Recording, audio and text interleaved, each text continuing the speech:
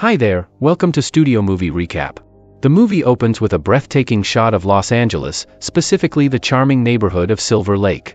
Here, we meet Soline, a woman approaching her 40th birthday, living with her daughter, Izzy.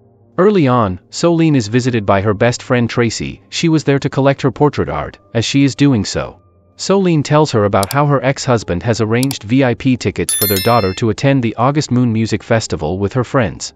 Soline tells Tracy that she's going solo camping just to be away for a while.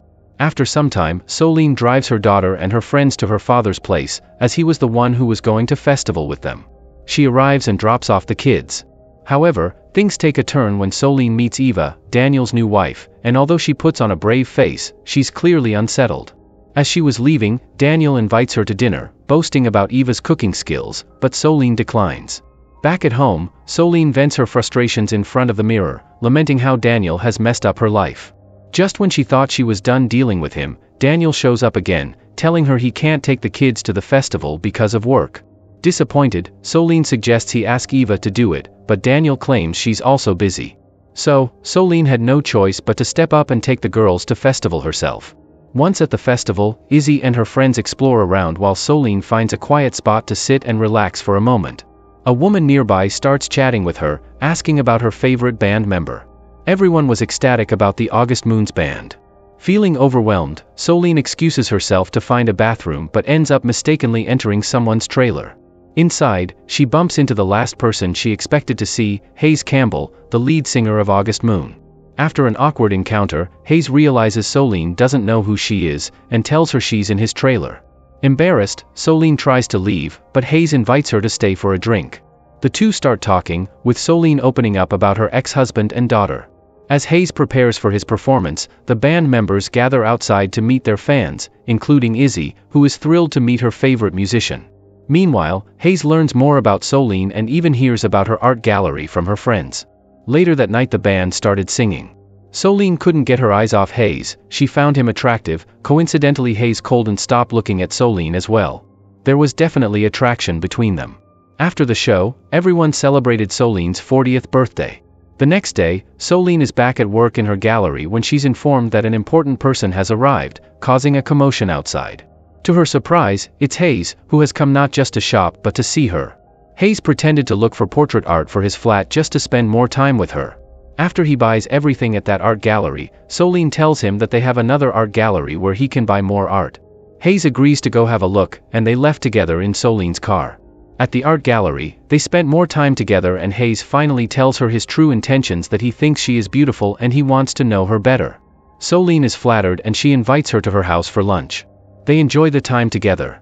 Soline was so comfortable and felt safe with him, she opened up about her past marriage. Moments later they started kissing.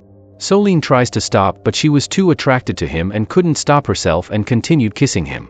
Soline starts to worry about their age difference, but Hayes dismisses her concerns, saying it doesn't matter to him. Despite the connection they share, Soline sends him away, though he leaves his expensive watch behind as an excuse to see her again, without Soline noticing. Later that night, Izzy heads off to camp, leaving Soline alone at home.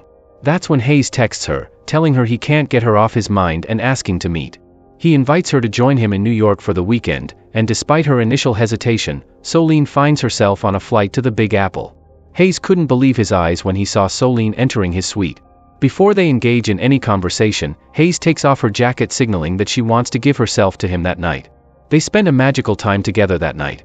The following morning Hayes asks her to accompany him to Europe for his concert tour. Soline agrees, and they enjoy their time abroad, sharing memorable moments. Soline felt like a teenager again. She didn't feel like a 40-year-old. She lies to her daughter about where she was, as she didn't want to reveal her relationship yet because she is afraid that she won't approve. Their relationship remains a secret until they're photographed together in a Paris restaurant. The pictures go viral, causing Soline to feel self-conscious about their age gap. This became worse when the other band members and their girlfriends start making snide comments. One band member, Ollie, takes it too far, bringing up Hayes' ex-girlfriends, which leads to tension between Soline and Hayes. Feeling betrayed, Soline confronts Hayes, accusing him of hiding things from her. Their misunderstanding leads to a temporary breakup, and Soline returns home. The following morning, Soline's ex-husband Daniel visits and shows Soline the car he bought for their daughter. After he leaves, Daniel's wife, Eva, tells Soline that she is planning to divorce him, even though Daniel is unaware. As the media frenzy around Soline and Hayes' relationship escalates, Soline's social media blew with notifications to a point where she was uncomfortable. She was now famous as a 40-year-old who seduced a young boy. When she went to Izzy's school to fetch her, she meets bunch of women looking at her and they want to take picture with her. Izzy is heartbroken that her mother didn't tell her about her relationship with Hayes. She tell her that she is not mad at her because she is dating younger man, she is mad that she had to find out on social media what was happening. Surprisingly, she ends up forgiving him and tells her that she supports their relationship as long as she is happy. That gave Soline the green flag to date Hayes. Immediately she ran to see Hayes and confessed to him about her feelings for him.